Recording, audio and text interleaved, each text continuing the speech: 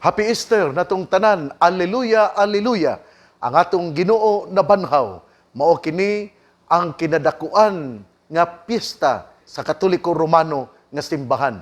Mas pa kini sa piyesta sa mga santos. Tungod kay ang mga santos miambit lamang sa kaayo sa atong Ginoo ug nahimo sila nga santos. Ang kamatayon, ang pagkabanhaw sa atong Ginoo mo'y usa ka labing taas o labing dako nga kapistahan sa ato nga simbahan. Muna nga, mauroy tig-ihaw og mga baboy, mauroy tig-rejoice, mauroy tig kining kalipay gyud. Ngano man, kay atong gisaulog ang piyesta sa tanang mga piyesta, ang pagkabanhaw sa atong Ginoo. Ngano man nga atong gisaulog ang piyesta sa mga piyesta. Tungod kay ang pagkabanhaw ni Hesus mo'y usa ka pagmatuod nga siya tinuod nga Dios nga mibuntog sa kamatayon. Ang uban gud nga mga nagtukod og tinuhuan nga nangamatay hangtod karon wa man mabanhaw. Dili na lang kumusulti og kinsa kanang mga tawhana. Nahibalo na mo ba kanang naa diha sa dinagat, kanang naa sa uban nga mga lugar nga daw sila kuno ang Ginoo, pero wala pa sila mabanhaw. Ngano man, tungod kay ang atong Ginoo mao gayud ang tinuod nga Dios ug matuod nga tao. Alleluia, alleluia. Si Hesus ang atong manunubos ug iyang gibuntog ang kamatayon. Siya mao ang tinuod nga Dios ug mao kini nga atong gisaulog karon ang pagkabanhaw sa atong Ginoo. Busa niining adlawng Lunes, ako ding greetings sa una sa tanan, happy birthday Father Vicente Inting Mandaya. Birthday ron ni Father Inting Mandaya.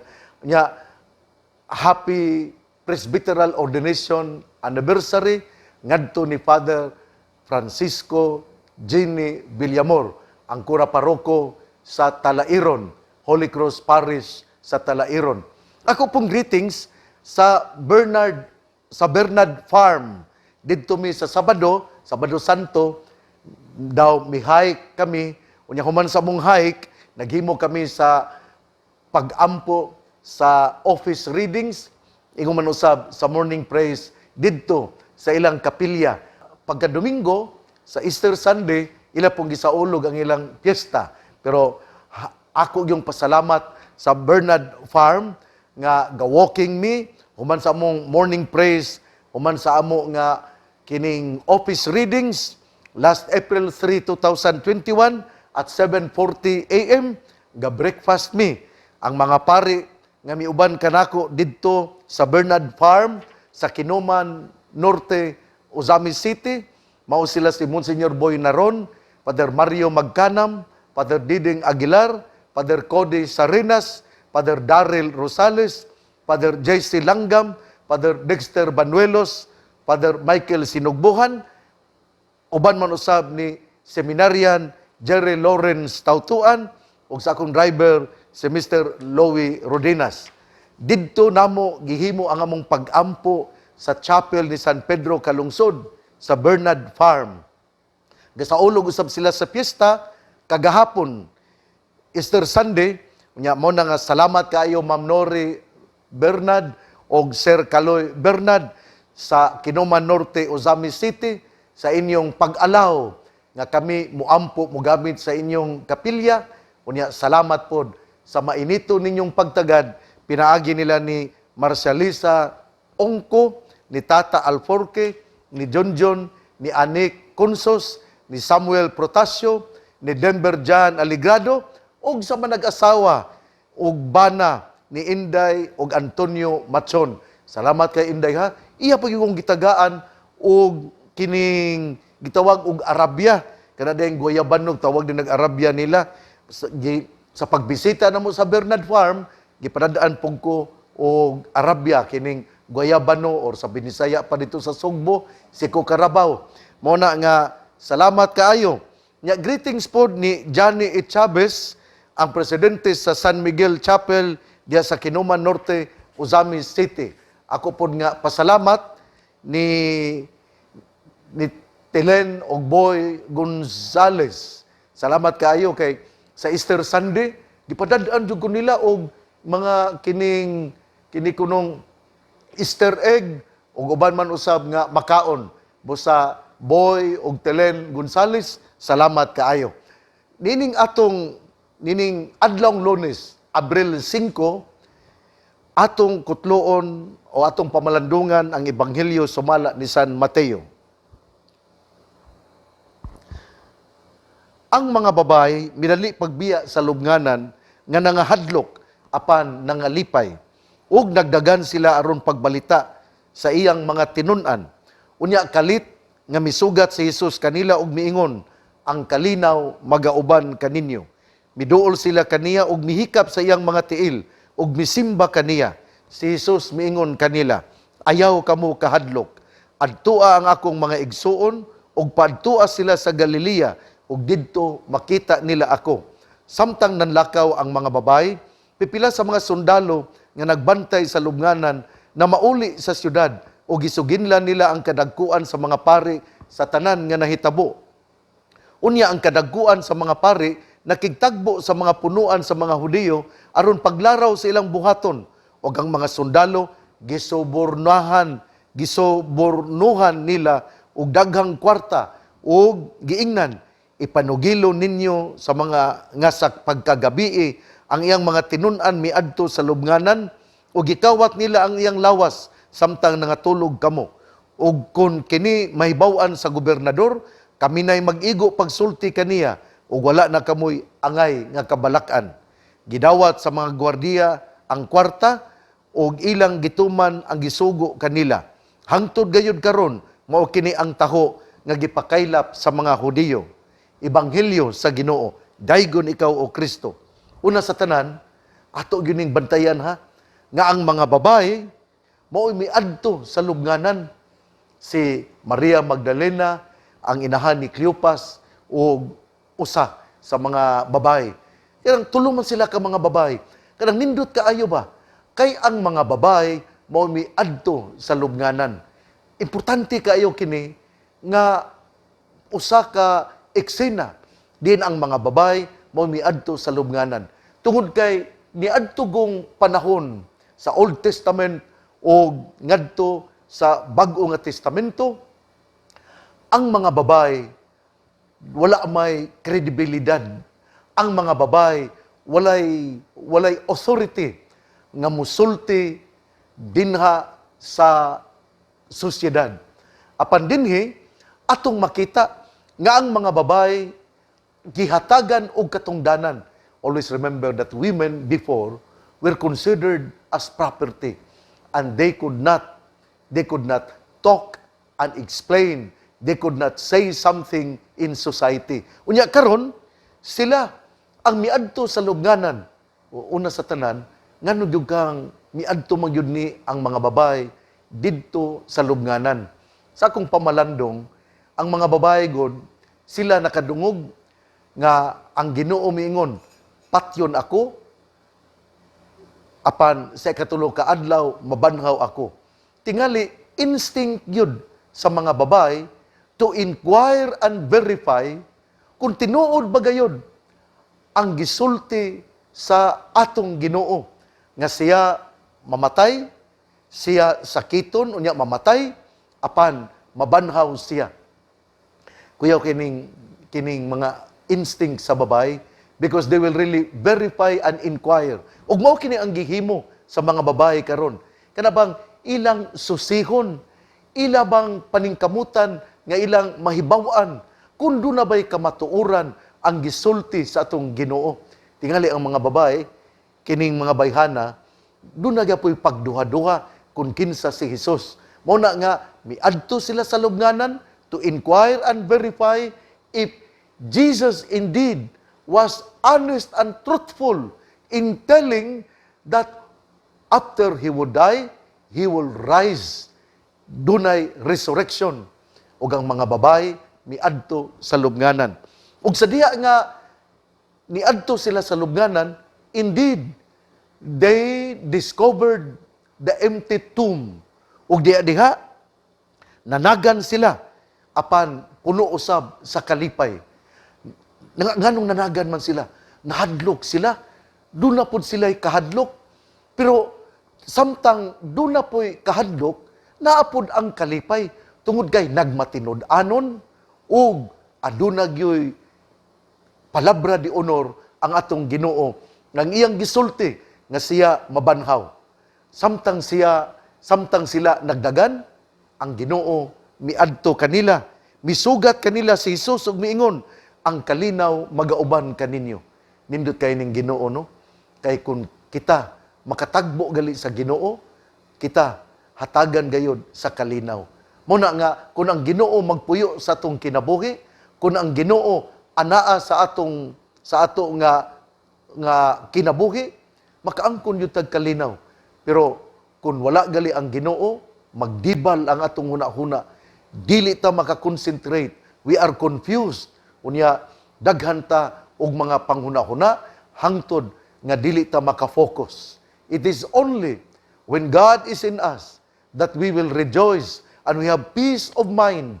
But if God is not in us, then we are disturbed and we could not focus on what to do. Unya, atong hinumduman, nga sa diha nga ang atong Ginoo mihatag kanilang kalinaw, miduol sila kaniya og mihikap sa iyang mga tiil og misimba kaniya. Nindot kayo, no?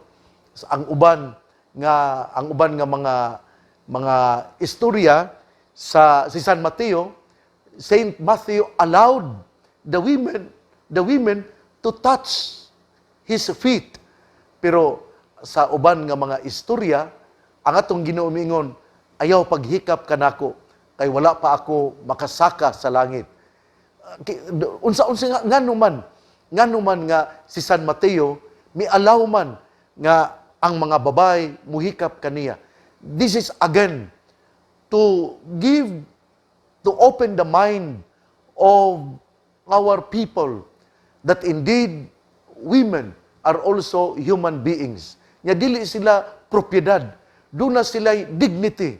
Ug tungod kay doon na sila'y dignity, gihatagan sila og pribilehiyo nga muhikap og muhalok sa tiil sa atong Ginoo.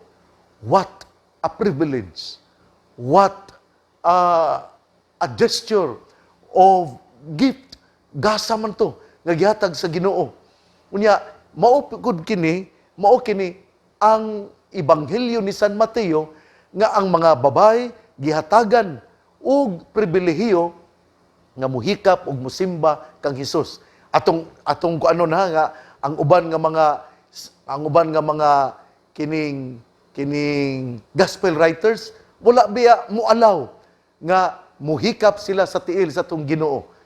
Mao ni nga ang si San Mateo gusto yun nga musulti nga atong Ginoo sa kaayo, Ginoo nga puno sa gugma, Ginoo nga musabot tungod kay iyang gihatagan og dignidad ang mga kababayen-an nga sila aduna usay katungod nga musulti sa kamatuoran, musulti nga sila nahatagan usab sa grasya sa atong Ginoo.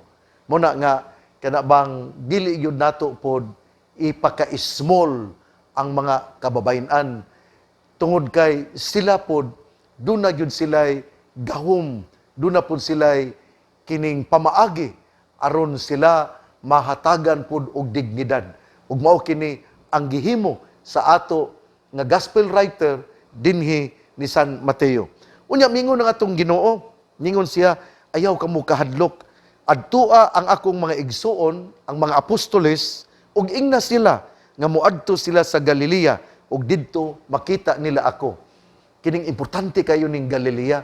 In the Sea of Galilee, it was there that Jesus called them.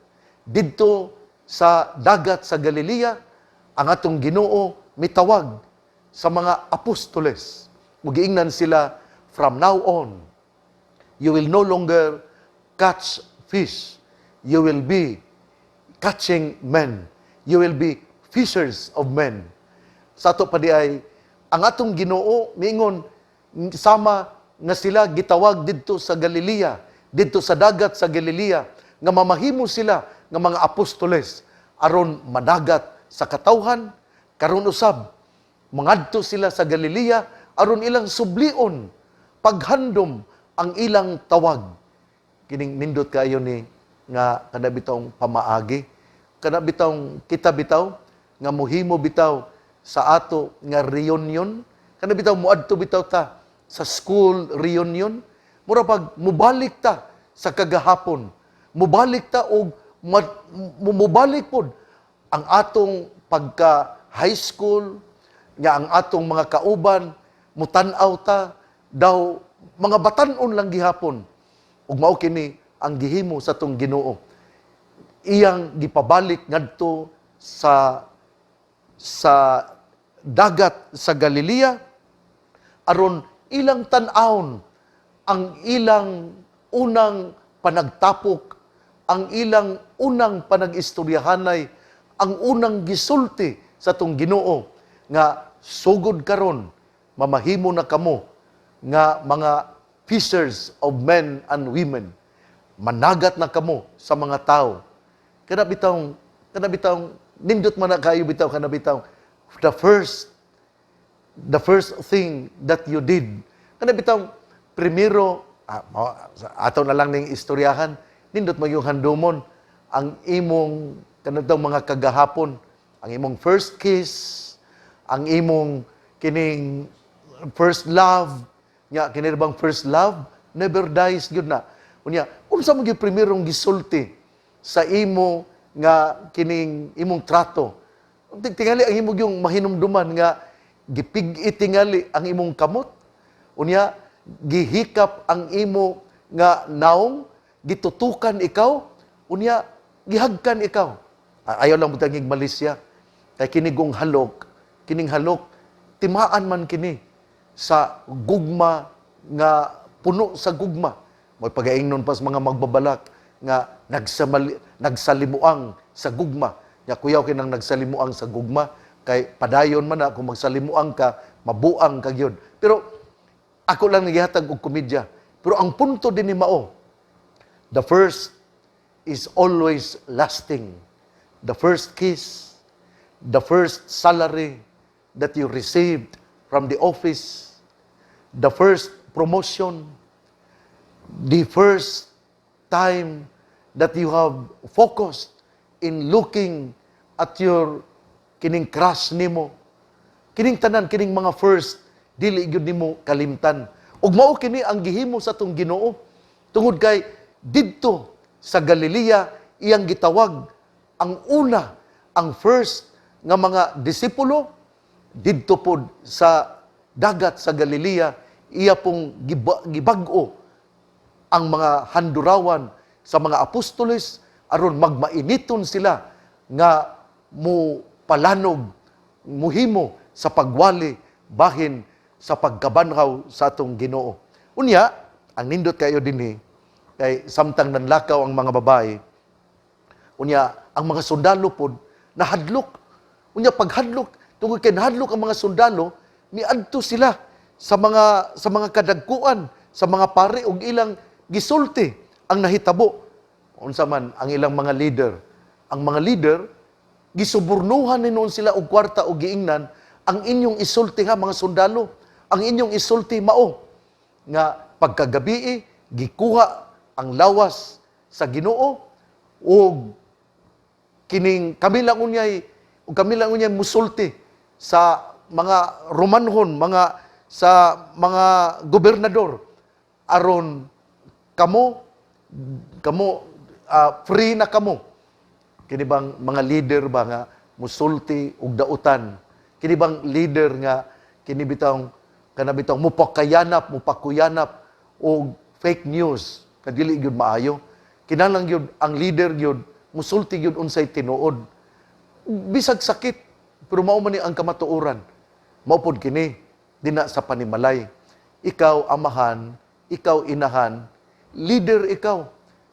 Ayaw og binuangi ang imong pagkaamahan nga musulti ukaw og dili tinarong. Muna nga barugi gyud ang imong pagkaamahan isip haligi sa panimalay ug ikaw pod inahan. Barugi ang imong pagkainahan isip ilaw ng tahanan. Nya sa imong pagkahaligi ug pagkailaw ang amahan ug inahan na mahimo nga tinuod gayod nga leader tungod kay ila man yung gibarugan ang unsay kamatuoran. Ang ebanghelyo karon gahisgot nga ang mga leader gisubornuhan og salapi ang mga sundalo aron mosulti og bakak nga dili kana maayo. Mauna nga ang tao nga mosulti og bakak tungod kay nakadawat og suborno dili gyud na maayo. Mauna nga kini pagtulunan kini nga kita mosulti gayud og kamatuoran ug importante kaayo nga kitang mga leaders mosulti gyud og mobarog gayud og unsay kamatuoran. Barangay captain ka nya dili ka magtinarong labi na kay kini daw mga ipanghatag para sa mga tao, kining mga special amelioration program, mga tabang para sa katawhan. Sa DSWD ka, una nga usahay, magbinuang ang mga tao. Ang akong nadunggan yun, meaning kuno sa DSWD, Department of Selection and Wrong Distribution. Pero di na maayo. Kinanglan yun nga, Department of Social Welfare and Development.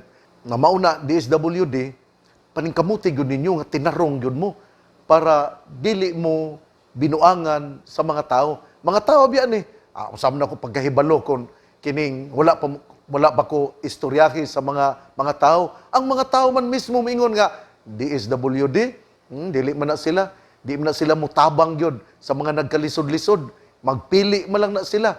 Unya mo nang mingon sila Department of Selection and Wrong Distribution. Kay kadto na noong mga arang-arang mao na kunoy natagaan.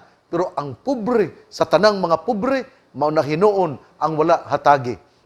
Una sa tanan ha, balik ta sa ebanghelyo. Una, nga ang mga babae dunay dignidad, atong respetuhan ang atong mama, dili nato pasakitan, atong respetuhan ang mga kababayan, dili sagpaon, dili pasakitan. Unya, ang mga kababayan gihatagan og dignidad ug sila ang gihimo nga mga mensahero sa pagkabanhaw sa tong Ginoo ug niingon nga adto ang akong mga igsuon, ang mga apostoles ug moadto sa Galilea aron magtagbo sila.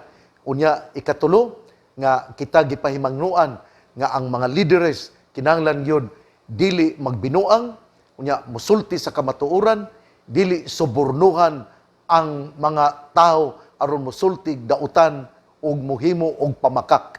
Igsuon, ang mayong balita nga mo ang pulong ni Hesus, ang ayang pamation, pamalandungan ug paningkamutan nga mapuy-an. Bulahan ang tao nga namati sa pulong sa Ginoo, sama sa kahoy nga gatanom, daplin sa usa ka sapa, kansang dahon dili gayud malaya. Tempo sa timbunga, siya mamunga. Igsuon, ugma na usab. Akong pasalamat ha ni Father Cody Sarenas. Padre Cody, salamat kaayo sa imo nga gihimo sa pagpreparar sa Lenten celebrations, ingon man usab sa ato nga Easter celebration. Salamat pod sa mga batan-on sa cathedral, sa Metropolitan Cathedral of the Immaculate Conception, nila ni Nicole Raagas, ni Aaron, sa tanan nga mga batan-on nga misayaw panahon sa Easter Sunday, ang mga salamat po mga ginikanan, bisan gamay ra ang nihimo nga kining mga angels, salamat kaayo. Salamat sa choir, salamat sa ato nga kining tigduyog dina sa cathedral. Si Joey, salamat kayo Joey. Salamat usab sa ato ni Alan ang sakristan mayor dina sa Metropolitan Cathedral of the Immaculate Conception dinhi sa Usami City.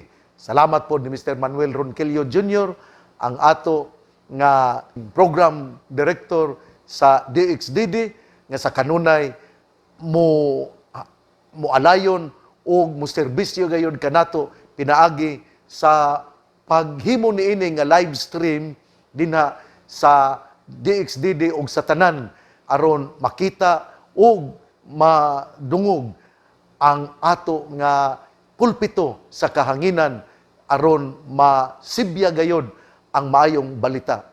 Sa dili pa ako mutapos, ako gyud nga usa ka panghinaot sa usa ka Easter greetings ngadto sa tong gobernador, Governor Philip Tan, ug sa iyang kapika sa kinabuhi, Mayor Jennifer Wee Tan.